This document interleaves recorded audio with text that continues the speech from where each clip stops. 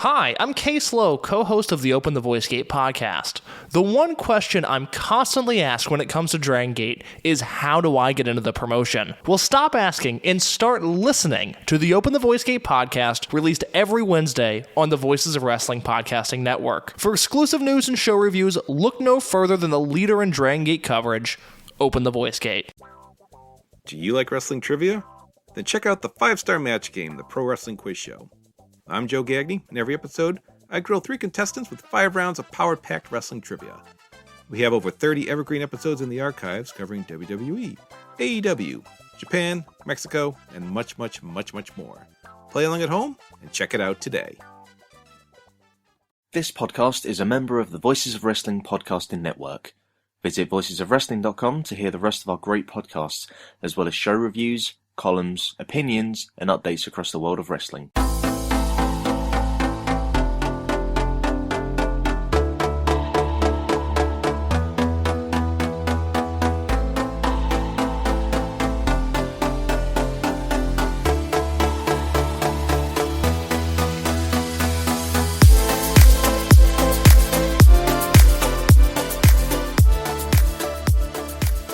Welcome back to the Euro Clutch. I'm Ian Hamilton, and it's been a while.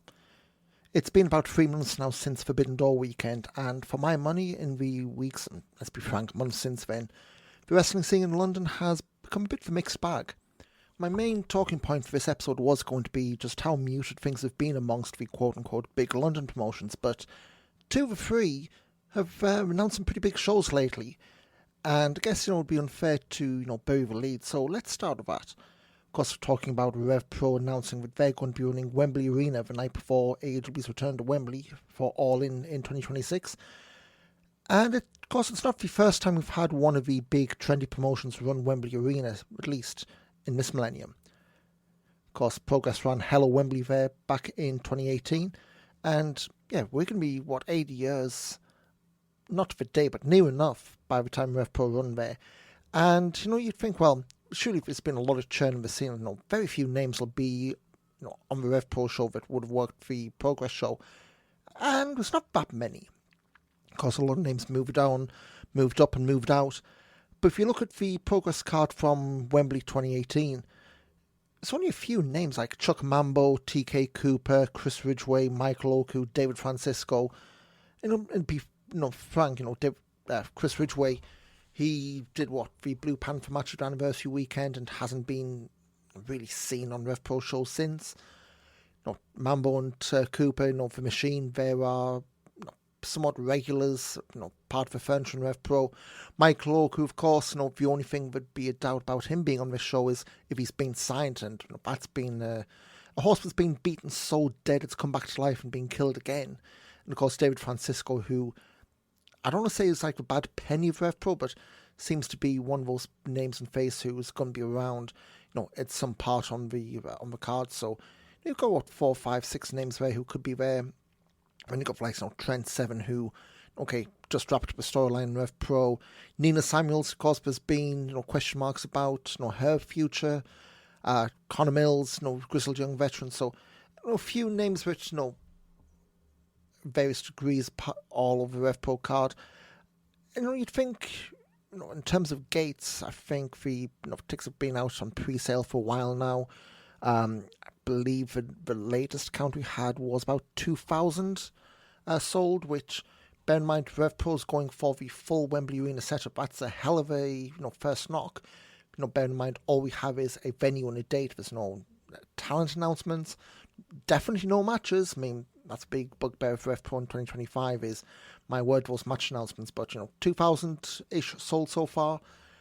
You'd think Rev Pro have got 2 goals, whether publicly or privately. The 2023 Copper Box gate, 4,072, that's for one they'll want to clear.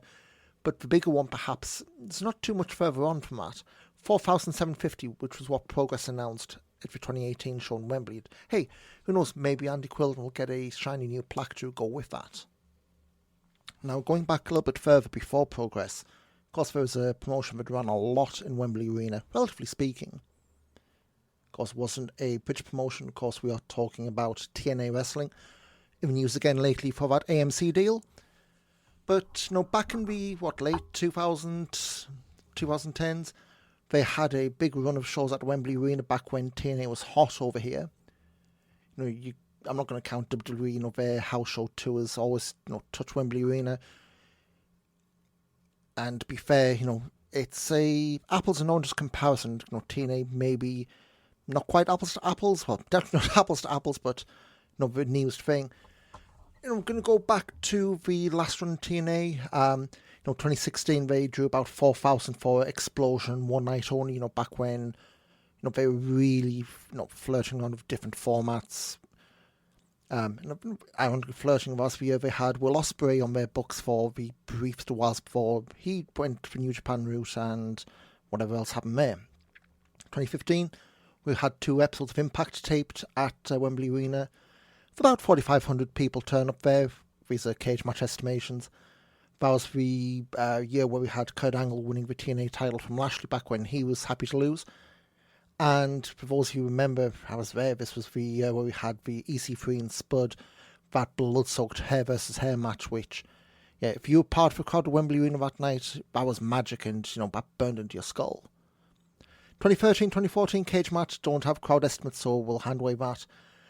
We go back to 2012 and we had 7,000 there for another double Impact taping with James Storm and Sting beating Bobby Roode and Bully Ray. Before that, TNA didn't do TV. It was just house shows, and that's what led to the big announcement of TNA doing TV here, which was a big deal back in the time. But 2011 we had 6,000 for house show with Mr. Anderson and Jeff Hardy on top. 7,000 in 2010 for AJ Styles and Kurt Angle in the main event, with an Ultimate X match involving Doug Williams. Then after that, sort of we'll touch upon WWE. The last time we hit Wembley Arena was October 2023. 8,291 there, but ironically you can be looking to the the heyday of the black and gold brand NXT TakeOver London. This was in 2015, December 2015. 10,079 there. That was topped with Finn Balor and Samoa Joe, and they're back there at Wembley Arena in January for a SmackDown taping, which I know a few of the people with the tinfoiled hats were a little bit surprised that, Rev Pro were able to get their stuff on sale, but they are, I guess, whatever, exclusivity that WWE has, didn't stretch to this particular one, but it's a moot point.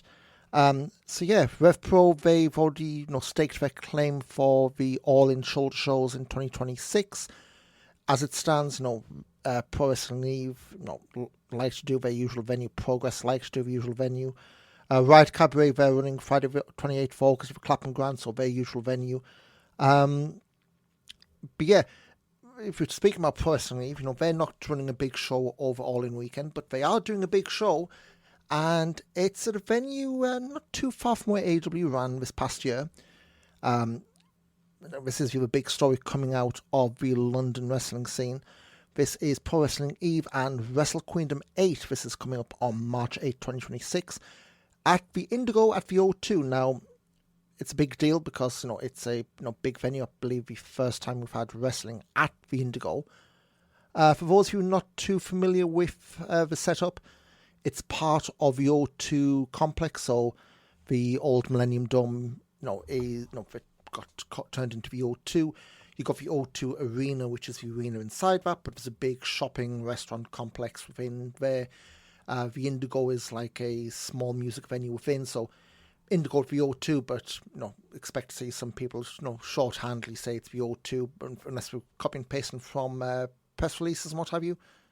And at time of speaking this, there's about I believe we're completely out of seated tickets, so it's all standing room only. And I know there's some disgruntlement about the way the announcement was presenting this as Will Ospreay presents Pro Wrestling Eve. It's been dialed down now. His voice is all over the promos. They've gotten the Will Ospreay name out there in the initial announcement, which has gotten people's interest and what have you. But yeah, we're very much looking, I'd say maybe about a little north of 1,000 capacity, which it's a hell of a show. I mean, it's one I would be looking going to had I not already had my weekend, that particular weekend blocked off for 16 Karat Gold in Germany. And also quite a few people who, ruining is maybe not the right word, but kind of wishing that this show was not taking place on another big weekend in Europe. But we already have a couple of matches announced for Wrestle Queendom 8. Now, the first match they have announced is a pretty big one, at least from names and getting back in the swing of things. It's Chris Statlander. Of course, she is the current AEW Women's Champion, but also the EVE International Champion. She's going to be defending against someone who's going by under one name these days, Charlie, of course, formerly known as Dakota Kai, previously formerly known as Evie. I believe that is going to be her first appearance since her WWE release earlier this year. Elsewhere on the undercard, they announced Jamie Hayter against Miri Mashita, and while not announced, you'd expect based on what's going on, the current EVE champion Rio, you would expect to take on the winner of the She-Won tournament. Now, it's a bit of a sidebar, so the She-Won tournament they've been doing for a long while now, going back to the Resistance Gallery days, but it's a different format. It's no longer the 4 shows, intense round robin tournament, but always had someone injured by the end of a weekend. It's been done as a knockout format, but this time it's been split over 2 shows. So January you're getting the quarterfinals and the semi-finals, with the final on the February show, and you'd expect a quick turnaround from February to March for the title match. Heck, and in terms of brackets for the She-Won, may as well go through these now. So they've been doing across the past few shows, I guess pre-qualifying matches or qualifiers. They've used those terms interchangeably depending on the story or what fits. But in terms of the matches, so from the qualifiers we had Anita Vaughan beating Vipers, Emi Sakura beating Rain Leverkusen, Sky Smithson beating Amira in a spot which, I guess if your tolerance for comedy in wrestling is floor level, you would not like the segment that went viral, and I'm just going to leave it there. Absolutely not my graps, but I can see why people liked it. Martine beat Sue Young to qualify, while Melissa Fierce and Lexus Falcon had Lexus Falcon go through. Molly Spartan beat Violet Knight, and on the show in November, Sapphire Reed overcame Danny Moe, which means we have these brackets for the quarterfinals on January 9th. This is at the Big Penny Social in Walthamstow. Anita Vaughan taking on the winner of Abby Cartwright and X. Emi Sakura against Sky Smithson's the other quarterfinal. Martina and Lexus Falcon's the third quarterfinal. Holly Spartan Sapphire Reed's the fourth, so it'll be Anita Vaughan and the winner of Abby and X versus the winner of Emi Sakura Sky Smithson. Martina and Falcon winner versus the winner of Spartan Sapphire Reed. There'll be 2 semi-finals, and the final will be taking place on February the 6th. Again, Big Penny Social for the Multiverse Rumble show. And yeah, looking at this, we're looking at 2 shows in March.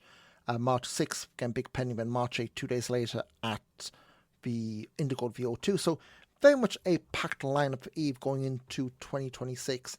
And their promotion, I went to the live show. There's a Elite Encounters in November. There's another one I want to get back to just because the atmosphere is completely different, at least from the standard wrestling I've been going to see with Rev Pro, but not a product which is without its flaws, but certainly one I'd want to dedicate an entire episode to rather than quick 200 ramble. So we'll be doing that in the new year.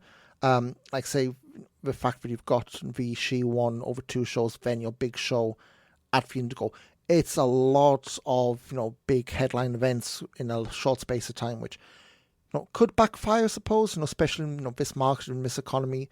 But we'll see how it goes. I mean, like I say, the fact that the tickets flew out for the big tentpole show, the interest is there. I think now it's just going to be a case of what names do I get to round out that card, and has EVE going in with the AEW imports pretty much every month since this past summer.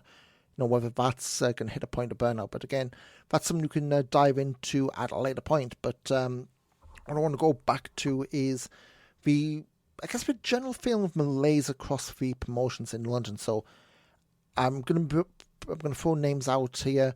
Again, these are just my opinions. I'm pretty sure people listening to this will have a pop and say, "Oh, how dare you? You're just miserably grumpy. You don't like this." Well, I think a lot of what I'm saying here, this isn't like me, throwing out emotional, "Oh, I didn't like this, therefore it sucks."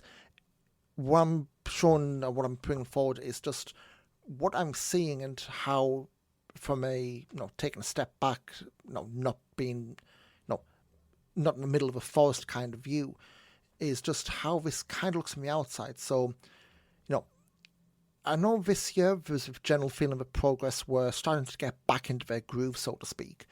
Although then, early in this autumn, we had GCW's Bloodsport pushing Progress to the matinee spot, which is like, I get, Bloodsport's a big name, but if you're willingly taking a back seat to that particular Bloodsport card, which was missing, any kind of tentpole name that would, get people to it, it's just weird. Like, I get, Progress wanted to be partners with GCW, but putting your own show and literally calling out your own show as the one you can skip is just weird. I mean, heck, the fact they just rebranded their video on demand platform.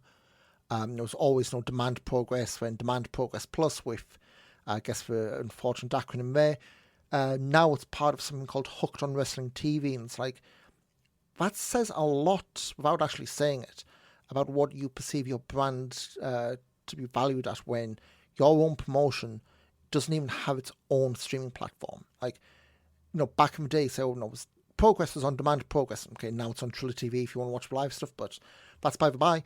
But the fact that now, their entire catalogue is just mushed into, I guess, something that's trying to be like a BritRes equivalent of the old High Spots network. I guess, in terms of value for money, great. But one, maybe this has changed since I looked on their launch day. You can't actually see what the catalogue is unless you're a signed up paying member, which, is a hell of a way to, convert people, hide the catalogue behind a paywall. But at the same point, it's also very much confusing the marketing in and around Progress, where it's Progress, it's WrestleToons, it's Hooked on Wrestling TV. It's like, back in the day, you just go to Progress and everything had that brand in. Now, as we head into 2026, it has been diluted into such a ridiculous level. And if it's working for them, great. But again, as someone from the outside looking in, you're going to your first show and you're seeing so many different brand names, so many different things, but which are being pointed your way. Is WrestleToons, what is WrestleToons? Why is that something you want to remember from Progress, unless you want to go to WrestleMania? What is Hooked on Wrestling TV? And it's just such a confused offering, but it's probably doing a lot more harm than good, at least, for those who aren't, already front and centre in the Progress bubble. But I mean, apart from, quibbles over branding, you look away from, the big tentpole shows on the tops of cards. My feeling is the juice just isn't there when it comes to the British scene at the moment. We're not on the same level in terms of, the buzz we were getting in 2016, 2017, 2018. You're not getting like the revolving door of big names. Like the dream matches, that used to be, Rev Pro's bread and butter to an extent. And right now, there aren't that many dreams. Back in the day, they'd be pulling a lot of names from New Japan when they were ice hot. I guess I just screwed my bit there. When they were red hot, now New Japan's ice cold. And I guess this is the problem when a lot of your big show business is plucked from other people's wrestlers. Eventually you're going to run out of wrestlers who are hot and, will sell tickets. Earlier this year we saw with Mercedes Moné doing, was it High Stakes in Doncaster? Granted it was WrestleMania weekend, granted it was Easter Sunday, granted it was Doncaster, a first time town for Rev Pro. That was a show you'd have expected Rev Pro to have, sold out in a heartbeat, and it wasn't close. Now that's not a knock on Rev Pro, it's not a knock on Moné, it's not a knock on Doncaster. Well, maybe it is. But it just says, if this was, 7 years ago, that show would have been sold out in an instant, and look where we are now. But I guess also where we are now is a completely different landscape as far as how, wrestling fans perceive wrestling. 10 years ago, the wider perception of WWE was not so great. Fans were tired of the same old stuff. WWE, at least amongst, a certain section of the fan base which independent wrestling invariably speaks to, they were pretty much, Venn diagram with very little overlap. And now, WWE, for better or for worse, very much seem to be on a resurgence, at least in terms of, the online fans, as insufferable as they do tend to be. Well, everyone's insufferable to their own degrees. And, the rise and launch of AEW, means that now you have that alternative for the most part. And I've said this before, people who flocked to New Japan, to Rev Pro, to Progress, to wherever, as an alternative for WWE without leaving wrestling, they have their alternative now for the most part. And the effects of AEW, they've taken a lot of the names from there, Ospreay, via New Japan. New Japan lost a lot of guys to AEW, which has meant that New Japan, they're still rebuilding, but certainly don't have the buzz and the must-see value that they had even 6-7 years ago before the pandemic. And again, the creation of AEW, not to beat my dead horse again, the sheer volume of wrestling output that's out there. You're talking about, what is it? 3 hours of, about 2 bit hours of Raw, 3 hours of SmackDown, NXT. If you're the sick who wants to watch Evolve, it's there, main event. So you're talking a good, let's say 6 hours, 6-7 hours, just for WWE. Then 2 hours of TNA, if you're that much, in the rabbit hole. Then you've got, 4 of AEW, 5, and plus if you want to add, Ring of Honor. And especially in Europe, you ain't watching this stuff live for the most part. So that's pretty much every weeknight you are watching, catch-up wrestling. Which means when it comes to the weekend, where a lot of the indies invariably live, are you all wrestled out by then? Do you have other stuff to do in the real world outside of, WWE on Netflix, AEW on Triller, or another site? I think that is part of the issue which, has been extremely underreported with the indies. You've had the churn of names leaving, for the new positions being created. The indies, I'm speaking in vast generalised terms here, have not done a good job in getting people ready to step up. Not that they're incompetent, but just the X factors, so to speak, that make people start and make them must see. There's very few names out there where you'd go, I absolutely must see them because XYZ. Yes, if you're watching independent different scenes, there are names would jump out, but for someone from the outside for all this, you're not seeing like a Grado we had 10, 15 years ago. That kind of name simply doesn't seem to exist these days. And as the world gets into more content, as you get social media, TikTok, your Instagram, your YouTube, we're so far removed from the days of just the 5 TV channels in the UK and whatever Sky had. Just getting the attention now is harder than ever. So, yeah, it's the kind of thing now where the amount of people who have time to get fully invested on the independents, I would say, is smaller than ever. Because never mind the mainstream stuff that's WWE, AEW, and everything else that's vying for your attention. But then a lot of these independents now, they are running way more than they used to. Progress still monthly, but Rev Pro, they've run virtually weekly in 2025. They've said hinting we're going to run even more next year. Which my big criticism about Rev Pro this year has been they've kind of morphed into GCW of the UK. I will get onto that in my next bit because I have a lot to say about that. But sticking with but going back to the economy side of things, back in the heyday of wrestling, when I first started going to see Rev Pro in, 2017, ticket to the London Cockpit for those monthly shows was like £15.50. So you go with 20 quid and pay for your tube, most likely. Now, if you're going to their new venue, Porchester Hall, with fees, you're looking at thick end of 30 quid, so nearly double. And that's just one example, and you can rattle them off. Ticket price and wrestling have gone up, but so's everything else. That's inflation. But that's the issue. Everyone's costs, especially since the pandemic, have soared. Your electric bills are up, your gas bills are up. Food's gotten more expensive. Your rent, your mortgage is up. Wages, maybe not so much. And I guess this is where the rubber meets the road. That crunch is absolutely going to start biting, especially when you increase your output. Slowly moving to other towns, can be a benefit, but it's also a gamble.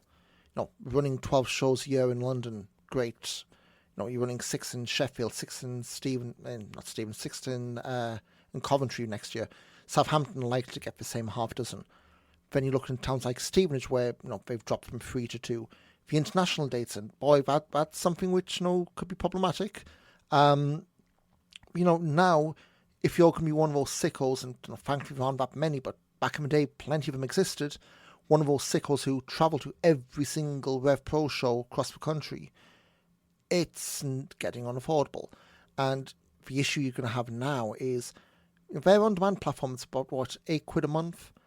Well, you're now at the point where, watching the on-demand because you had a Your Call show a quarter and, a monthly cockpit, maybe a show elsewhere, people maybe didn't see the value in that.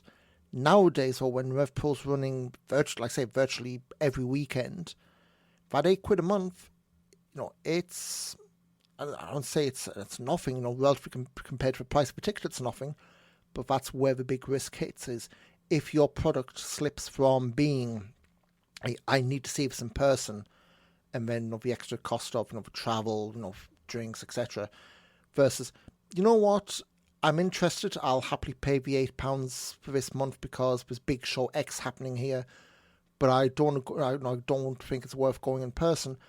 That's the segment of the crowd you really want to avoid losing, because your ticket's £30 to use a round number, you're going to have to sell, 4 on-demands just to make the same pounds and pennies, and that's before you even take whatever cut Vimeo takes for the on-demand service. And granted, there's probably a lot more profit in the VOD subscriptions, but at the end of the day, if everyone shifts from going to watch it live and just watches it at home on their phone, on the TV, on the laptop, it's a much different product to watch live. And certainly one of the knocks of Rev Pro has been not just how quiet the crowd has been, save for a few chosen names, shall we say. But yeah, as promotions continue to expand, it's a very delicate balancing act they have to pull off. It's all well and good running shows on a weekly basis, but if you get to the point where, it wasn't too long ago, there was a show they ran in St. Neots where I think, they were barely hitting 3 figures for a crowd. Now, granted, St. Neots is not a venue they run now because the venue's unavailable, but as good as the shows are, if you're not getting the bodies through the gate, you can have as many shows as you want, but if it then becomes unattractive to watch because you're playing in front of empty chairs, or if the crowd's silent, the next step is clicking cancel on that VOD subscription, and yeah, it's a slippery slope. I would certainly wouldn't want to be in charge of deciding dates and what have you, but that's the whole thing of promoting wrestling. You run the shows you think you can sell tickets to, but you have enough content to fill, and unfortunately these days with pro wrestling is very much that. It is content. A lot of matches that eventually should weave together to tell a story that wants to draw people back in for more, but at the same time the, I guess, chaotic nature of how Rev Pro shows seem to be coming together lately is also having a undesired effect, shall we say. But hopefully things will change in 2026, but I want to talk about a couple of shows from 2025. Well, I did want to, except the big tentpole event from September still hasn't emerged. The second Trios Grand Prix. Now, I'm recording this on the evening of December the 8th, so we're about 2.5 months on from that weekend in Barcelona, and as we sat here now, we only have one of those 2 shows out on demand. And back in the day, long-time BritWres fans will be painfully familiar with the cry of, when's it going to be on demand? Certainly it made John Briley lose his temper a few times with fans on Twitter, but about as famous as now. This Barcelona show, it's may as well be the Rio de Janeiro Intercontinental title tournament in terms of it ever being a thing, because there's photos from the weekend. The Young Guns and Leon Slater, were photographed as winners with the trophies and what have you. But yeah, that weekend just seems to be, in hindsight, something of a watershed for Rev Pro. I say the Young Guns and Leon won the tournament, but in particular with Leon Slater, we've kind of hit a bit of a dead end with him. So the intensifying relationship between WWE and TNA, it's led to Leon becoming something of a regular on NXT. And heck, he's only just been announced for this weekend's Saturday night main event. Main roster WWE now. If you want to be all tinfoil hat again and just go, is this contract tampering? That's not something I'm really too concerned of. But at this point, you kind of have to say, as far as Leon Slater, love him or not, at least when it comes to the independents, the time's come to just stop using him in anything of substance. We had the Live in London 100 show in October where Leon was meant to be taking a mystery opponent, which was returning Leon Cage, except he got pulled for WWE stuff. Luke Jacobs replaced him, that's all well and good. This past weekend, Rev Pro's Live in London 102. This Sunday we've got Rev Pro Uprising, where the announced match was Shah Samuels defending the Rev Pro title against Jay Joshua and Leon Slater. Except because now we know Leon's being booked for Saturday night's main event, Rev Pro's had to pull him from there, and the way they did it, didn't exactly go down well. With Leon's coach Liam basically saying that his head isn't in it. I'm rescinding him cashing the trophy. He's going to cash in when I say. But look, this is all a bit of a mess. And at the start of the year, I made this point and got shouted down for this. Leon Slater is contracted, much like how Danny Luna is. And the point where her availability was very much up in the air. There were shows where she just couldn't appear and disappeared from because of TNA tapings. Leon's a step further in the fact that he very much has WWE's spotlight on him right now. I would not be stunned if in 2026 or whenever his TNA deal is up, that contract is re-signed, but it's under a TKO deal rather than with TNA, which, WWE doesn't exactly give this much spotlight to guys for no reason. We saw it with Jordan Grace, we've seen it with Joe Hendry. We know how this story ends. People who were fans of Perez in 2015, 16, 17, 18, when NXT UK was sniffing around, you knew how this was going to play out. The second WWE had that friendship or agreement with TNA, you knew exactly what's going to happen. And to be honest, I'm surprised, given Rev Pro's own history with WWE, that they kept this story going. At the start of the year, we had that big old laundry list of names who were very much calling for, I want a title shot. I'm claiming I'm going to be champion at the end of the year. And I think that JJ Gale's the only one who hasn't even had a shot. Everyone else has had a shot and mostly lost.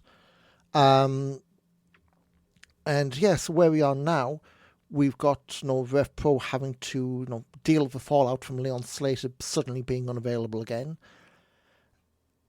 And look, you can pretend that WWE, it's the only time they're doing this because I believe the outstanding theory is they're having Leon beat AJ Styles, and then that's going to be the big match for the AMC debut of TNA the New Year. Great, and I'm not intending to sound heartless of this. I don't care. As a fan of the independents, right now I can only compare promotions, booking Leon in notable positions at this point, to that meme of a goat that keeps charging headfirst into a log burner. Fire's still hot, and as long as WWE still has that interest with TNA and that interest in Leon, fires still burn. Unfortunately, it is what it is, and no sentimental, we want to have Leon have a very short run of a title. At this point, you just have to cut your losses. Yes, book him if he's available, but I think the days of Leon Slater being anything substantial to the scene, you've just got to cut your losses.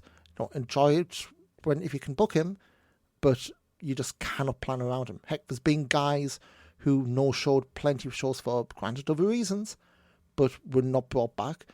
And harsh as may be, the same treatment's got to be there. If you can get him, great, but time has come to stop planning around Leon Slater. Of course, this coming Sunday, without Leon, we have Rev Pro Uprising in Cardiff. This is typically one of their tentpole shows, the end of the year show for Rev Pro. It's in Cardiff because AEW is in town, which is why it's a venue a city that Rev Pro haven't run for quite some time. You're looking at February 2023 and October 2017 for the only 2 times Rev Pro have run in the city of Cardiff. And yeah, the card on paper looks solid, but if you've been watching the shows going in, it's been a lot of mental gymnastics to get to this show. Whether it's a written review or another episode of Euro Clutch will be something on Voices of Wrestling about this show, certainly for myself. But going through this lineup, it's, like I say, strong on paper to a point, but also a little bit underwhelming because of various factors along the way. As I just said, the main event, or I guess expected main event until Mercedes Money's match, was Charles Samuels defending the Rev Pro title against now just Jay Joshua. Of course, Jay Joshua from Wales, and you'd expect another big hometown pop for him winning, especially considering that, you know, he came up short in Lyon in France earlier this year. So you'd expect that surely, you know, the comeuppance is here. But there's something about this, especially, you know, the late change to match, and also just how Jay Joshua looked against Cameron Kai on this past weekend show. You know, your big title contender pretty much, taking 25% of a match against Cameron Kai, who, with all due respect, isn't exactly pulling up trees in Rev Pro. It's just a weird piece of booking. So yeah, we can look at that. Elsewhere, we have got Michael Oku against Connor Mills. That was the first match announced for the show. But Michael Oku being out injured for 2 months has meant that really they've not been able to do much of anything in terms of build. First time we've met in 3 years. On paper, big match, but again, just feels somewhat lukewarm because we've not had Oku on shows. Also, Connor Mills as well hasn't been on shows to build anything up. So, a match was announced first, but really has been there on paper, and most on paper in terms of promotion and hype. The Greedy Souls back in Rev Pro for the first time in a year. They've got a tag title match against the Young Guns. Joe Lando's winning of the Cruiserweight title this past Sunday was followed by the majority of the Rev Pro Cruiserweight roster coming out for scrap. Long-term fans will probably get deja vu for when Flash Morgan Webster won the Cruiserweight title and then lost to Curtis Chapman a week later. This time around, Joseph's Technicolor boiler suit, he's getting the Cruiserweight Scramble defense. Robbie X, Danny Black, Leo Rush, Will Caven, and others, I suspect maybe a few extra names coming in there. As for the recently deposed champion Nino Bryant, well, he's failed up's a bit strong, but I can't think of any better way to phrase this. He's facing Ricochet in a match which very much can be taken across as you only lost the belt because you weren't beating Ricochet and we don't want our champion to lose here. Yeah, tinfoil hat time again, hey. One called Manders against Ricky Knight Jr. is on the card. That should be good, but there's just something about, Rev Pro and Ricky Knight Jr. has a lot of people turned off. Match should be good, but, if the outcome here was Manders winning to get another shot for the title in 2026, I guess we kind of need to see what dates has he got with Rev Pro, to see is it going to be a challenge of a month thing, or is it going to be something a little bit longer term like we saw in WXW this year. We also have David Francisco and his new Sons of Southampton. That's Kelly Six and Josh James. And hey, scholars of wrestling, how well do the new whatevers work in wrestling? The new Midnight Express, the new Rockers. Yeah, it's maybe get a different name, lads. They're going to be taking on 3 to be announced from the Cardiff scene, so we'd expect this would be as close to a squash as you get in Rev Pro, so just for 15 minutes. And then, of course, Mercedes Money against Rio for Money's Rev Pro Women's title. Again, this one's been built off and on, but the Money match was only announced, 10 days before the show, so not too much build you can do, especially given how Rev Pro haven't really had a long, consistent run with Rio on shows. We've also got Anita Vaughan against Alex Windsor for Cutthroat Collective stuff for Rumble's on. I know for the London show this past weekend, they had teased Nina Samuels teaming with Alex Windsor, with the same promo having Nina telling us that she's a solo star, then want to go straight into a tag match, which I guess they booked the way out of that one, but Cutthroat Collective stuff still rumbles on with Alex Windsor still trying to knock off everyone in the group she's been part of, and Anita Vaughan joining since. I guess it's anyone who ever has and ever will be part of that group is very much in the firing line. But yeah, so I guess on paper it's a strong card, but build is absolutely lukewarm with all the mental gymnastics we had. And of course, the stuff with Leon Slater really souring things as well. Announcement that's unavoidable in the short term, but in the long term, very much one of these. Hey, people told you so. But yeah. Elsewhere, since I can't really talk about the Trios Grand Prix show, and I don't really want to go too much into this because this was also 2.5 months ago. WXW did their their Pro Wrestling Grand Prix in Oberhausen at the end of September. There's a fuller podcast on this. If you head to backbodydrop.com, search for Auf die Fresse. Myself and Mike Kilby spoke for a while about the entire weekend. But a couple of storyline threads throughout that. The Koenig to catch round robin tournament won by Ahura. He's cashing in or converting that tournament win to face Peter Tahani for the WXW Unified World title in Oberhausen this coming weekend. Elia Bloom was run up in the Koenig to catcher. He's got a street fight against Robin Christopher Forwerk, Tahani's manager, against storyline implications there.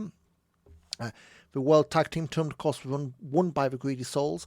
They went back in November to win the tag titles from Planet Gojira, then lost them a week later because the whole feud throughout WXW's 25th anniversary tournament has been Gojira against The Grind. That is Robert Dreisig and Mark Empire as Planet Gojira. The Grind, Lawrence Roman and Nick Schreier. A feud that's been rumbling pretty much on and off since the whole Amboss group split up just over 18 months ago. But yeah, that's this coming Saturday, 25th anniversary show from Oberhausen, Germany. That's on Triller TV Plus and WXW Now. Well worth a look, and it's going to be one that we'll be speaking in a bit more depth in our end of year special, and one that also be covered on Auf die Fresse, of course. But that will just about do it for this latest episode of Euro Clutch.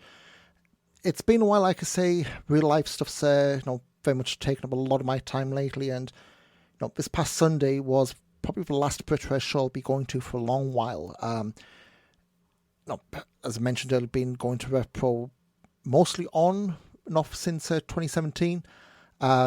2025 for me has been a year where not so much for Annus Horribilis, but very much not been their best year in terms of creative since the pandemic. Those who've been watching or reading my writings elsewhere and Back Body Drop, I've stopped covering Rev Pro since this past summer, and really the start of this year is where I sensed the wheels were starting to come off, at least in terms of how I viewed the product. There's only so many ways you can watch them try to hammer jigsaw pieces into the wrong place, at least from your point of view. And the shows were fine, but live, it's the Rev Pro template just keeps coming up again and again to bite from the backside, and adding the fact that they run so often that they are now being actively compared by people around the place to GCW in the UK. It's that whole thing, if everything's special, nothing's special. And with me, that's where Rev Pro is. You can throw big match on a show and say, this card's special, well, great. But how you say something is and how you treat something, especially if you've been around a long while, you can see straight through, people's actions speak louder than words, I guess, what they should say. And I guess, on a personal level, being told, and yeah, this is me taking stuff the wrong way, but being indirectly told you're the wrong kind of fan, not the best time to be getting comments like that, and certainly stuff which kept me very much souring on the promotion. But companies turn around. No one can be hot all the time. No one can be cold all the time. My only concern of Rev Pro going into 2026 is running that continued schedule. You're not going to have room to stop and breathe. Going into 2025, they didn't run much in January, and unfortunately didn't lead to a turnaround as such. But that's kind of where the drop off fell. I mean, heck, you started the end of 2024 the big Iron Man match at your call, Cesaro and Leon Slater. Supposedly the future of Rev Pro, and unfortunately there, Cesaro went to Pro Wrestling Noah and wasn't in Rev Pro for most of the first quarter of the year. And now we know where he is now. Leon Slater, despite losing that Iron Man match, was given more prominence. He won that, pretty much the star of the current generation rivalry with Michael Oku in Doncaster, and we know how that's ending this year. Truth be told, I've never booked a wrestling show in my life, but bit of advice for free in terms of reducing how chaotic Rev Pro seems to be. Take 6 names in the men's division, take 6 cruiserweight names, take 6 names for women's division tags. I really don't think this was strength and depth, but sure, take 6 tag teams. Know who you want to have as your next stars and prepare to push them. Not have them all do the Goldberg win at the expense of everyone else, but have those 6 guys with 6 cruiserweights, with 6 tag teams, with 6 slashes, have them be spotlit. You're running enough shows where you can have people in these positions and not be on a show in January and never seen again until March. Book them, plan, get the dates, and just prepare for these guys to be ready. So when you do get your next big show at short notice, you've got someone invariably, if you've done the job right, ready to step in, rather than, like we've seen this year, crap, we've got a show coming, a quick mini tournament, crap, let's do this. Have it feel like stuff has a meaning, and not just because, when big show comes around, you can point to see, this means something now. Have stuff feel like it has importance and meaning in the moment, and the people who are there watching live or on stream will feel all the better for it. But anyway, that's going to do it for us. I say I really don't like being down in Rev Pro. That's why I stopped covering it as closely. And hopefully things turn around in 2026. But we will need to see. But again, thanks for listening, everyone. We're going to have, as things stand, we'll have one more episode before the end of the year, going over Uprising from Rev Pro this weekend and the Wexley's 25th anniversary. But worst case, if we're not, if you don't get to listen to the holidays, have a happy holidays, be safe, enjoy time with your family and loved ones, and we'll see you soon. Adios.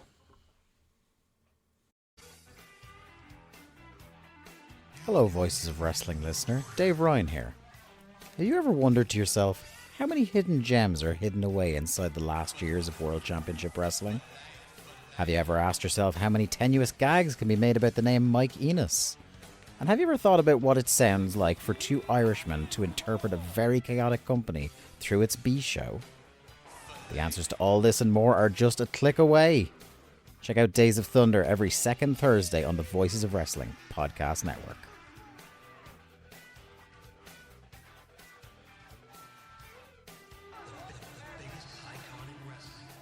Hello, Voices of Wrestling Podcasting Network listeners. I am Jeff Hawkins, co-host of Shake Them Ropes, with a very special announcement. If it's been a while or you've never listened to us before, the original gang is back. Myself and Rob McCarran, back talking wrestling. We have no idea where this show's going to go, where we're going to keep any of the old bits or any of the old things in there. It's going to be a process. It's going to be a journey, and we'd like for you to come along with us.